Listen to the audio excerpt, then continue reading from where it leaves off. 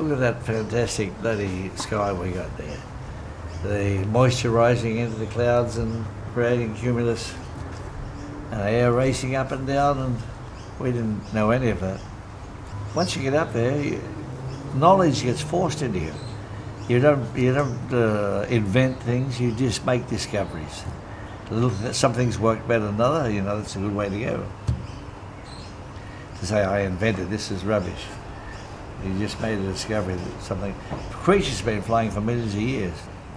And the first thing I learned from seagulls, I watched them flying right opposite my house in the northeast wind. They go up and down along a ridge. And when they didn't do a wild bank to make it turn into it, they stretched one wing and made it more efficient. This wing a little bit filler. So I was trying to figure out how I'm going to achieve that. And then I dreamed up the keel pocket. And I thought it had to be, I put a lever in it so I could swing it with my legs. Because your arms are busy when you're flying a hang glider, but your feet are doing nothing. So I was going to use my feet to remove the sail across. And one day I was trying to run other things as well, and I left the lever off. And the damn keel pocket went by itself. As you moved your weight, it stretched out one side, went down clean, and that was accidental discovery, not an invention, just a discovery. It wasn't a hang gliding at that stage, it was kite flying. It was an extension of water ski sports. The flat kite was involved there, so that was the first one to join the Water Ski Association. And then I brought the Delta in, and they accepted that, and I went from there. I never flew a flat kite. I bought one, and Susie, my daughter, flew that, and we flew with her. I used to fly with her, and I used to fly these different water ski shows. And why as a water ski? Because the first kite had a wingspan of 17 feet, very small, 120 square feet. The stall speed was about 35 miles an hour. You couldn't run that fast to launch it, but you could water ski that fast. So that's how it was brought to the water ski world. Congratulations on 50 years of hang gliding! 50 years! No, 2, 3. Thank you, Bill! Everything in my life, my whole life, is about hang gliding. 50 years. The first time you flew was in December 1966. Yep. With John Dickinson's kite. Yes. Then in April, when you did the flight, Yeah. April 67, Yeah. on Mike Burns's kite. So was Mike Burns already producing kites? Mike Burns was in business building the ski planes, so John contacted him to build these ski wings for him. And he did, he built 5 of them. I bought one, and the priest, what's his name? Greg Hannon bought one, and when he got killed on it, the rest got sold at auction, and he went broke over it. So it wasn't a very successful business right from the start. So hang gliding wasn't making money from the early days. Yeah. Now, the red one was the Mike Burns kite, and I do use that to do the record in Tuggerah Lakes. So I took that up to 1,000 feet. Mike Burns and John Dickinson. I didn't build these things to do 1,000 feet, they're just a toy, Talk with John all the time about developments, and he was amazed that we went so far and so fast. I went with the barefoot team to Denmark in '69, where they had the World Water Ski Championships there. And we came back via New York, and Jack Murray was a big part of the history then. And he invited us there to the whole barefoot team to come to New York. And he gave me a book on high-speed yachting, ice yachting. And I picked up a lot of clues from that. High-speed sailing was something that went on ice. Sometimes they'd go 3 times the speed of the wind, and sometimes 4.5 times is the record. So what did you pick up out of that book? Like, You had mentioned the battens. yes. The battens was a big thing they paid attention to. So that's when I first put battens into kites. And we used a piece of plastic, flexible conduit in those days, but it still fluttered on the trailing edge. And Molly sewed paddle pop sticks every 6 inches is a paddle pop stick. And you had to be careful folding the sail up. You didn't break your paddle pop sticks. Molly's been involved with this all along the line. She just liked to have to be given the job of sewing paddle pop sticks into the trailing edge. Every time we did something, we had a failure rate of 19 out of 20. If we got one improvement in 20, that was good going. We were making big steps in those days. But the failure rate was pretty high. But the paddle pop sticks weren't the best thing I ever did. So when did you go from towing off the water to doing shows and towing behind buggies and? Oh no, I was flying with the buggy very early, about 1968. I flew behind in the Sydney Showground at Fred Williams was our sponsor in those days. He sold water skis. There was a water ski event, so I flew there. And the people, the Showground people, they invited members from all over the world, and I was hired all over the world instantly. I was travelling full time for the next 5 years, flying behind dune buggies or cars or race cars or whatever pulled the string. I've seen a little bit of the footage, and I think one of the most memorable parts that I recall seeing was you locking outside of the stadium into a car park.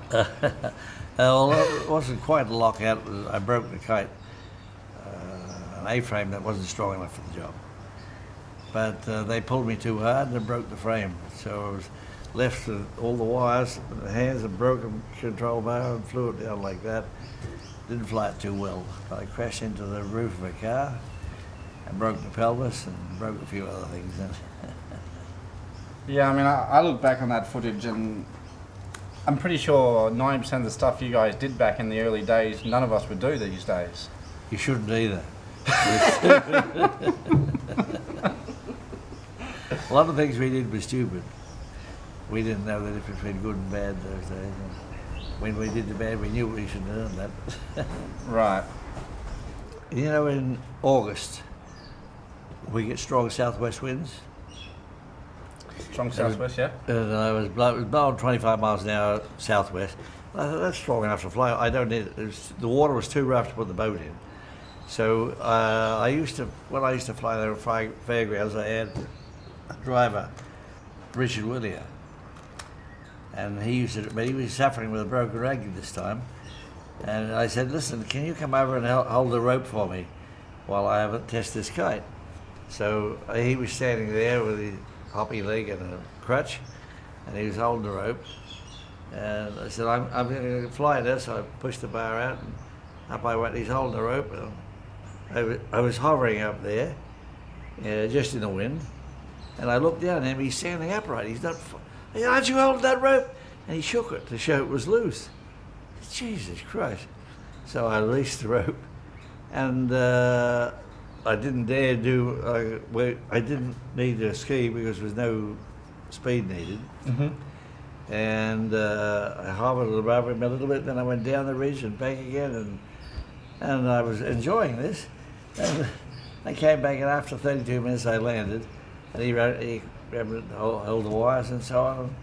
Then I told John about that, and John thought that was the most amazing thing ever. What do you mean? What's amazing about that? We had the airspeed, and I didn't need the skis because we weren't going anywhere. And I had a rope, which was all we needed at the back of the boat. I didn't think it was that amazing, but he could see that, well, the hill and the wind had done the job that we could use in the future.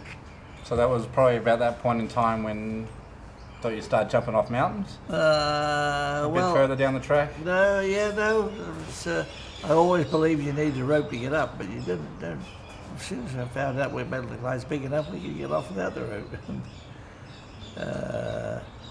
That was 1970. I did the flight to the Grand Canyon, and the rangers there wouldn't let me fly there.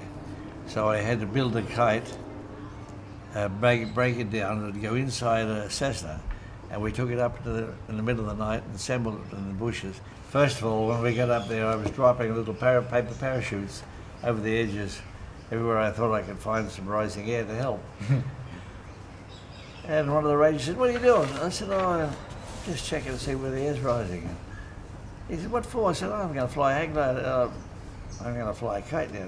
This is bullshit you are. This is a national park. This is not a bloody circus ground. So he said, you think when you get out of this flat of your body, we got to come down and get you out, and it's going to be a risk for us. And if it got me, then he said, "Yeah, I don't believe you can do it." I was all ready to pack up and leave, and he said, "I don't believe you can do it." He invited me in.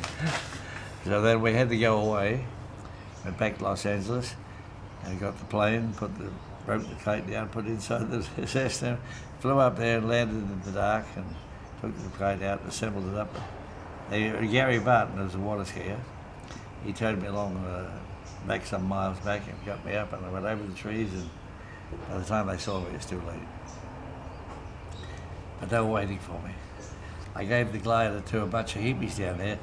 I said, "If you want to carry this out, I'll give you $100 when you get to the top." So I said, "That'll be good. It'll give me a chance to get out first, and I'll meet them and I'll give them $100. And they were so keen to get the $100. They came out the long way. It was 13 miles, and we had 7 miles to come. They beat us out, and the rangers grabbed them, and I had to get them out of jail as well. Must have been a pretty scenic flight down though. I was busy the whole time. I didn't have much time to enjoy the scenery. I was trying to fly for cameras that were on the way down. Paramount had offered me $250,000 for 26 minutes of good film, and I thought that's worth having a crack at. So I did that, and then we buried the film down there. But then the Rangers denied it ever happened. And when it got publicity, and it was cancelled tonight, so no, it didn't happen. We caught him before he flew. And there's nothing deader in America than yesterday's news. So they killed it. And so, you think these things out, and you think, "I can do that." You have confidence, or you don't. And if you don't have confidence, you don't do it. And I knew I thought I knew I could. I used to heal readily. When in 19 out of 20, a lot of them don't work, and they've been discarded. But there's been enough good ones that they still keep the thing alive. I've done my best, and I ran out of puff. I'm just don't have enough. Oh, hang on, we get the violin out. I got one last question for you. Yeah. Have you ever thought about retiring, Bill? I haven't, but my body has.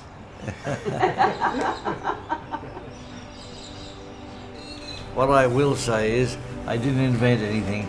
I just made little discoveries.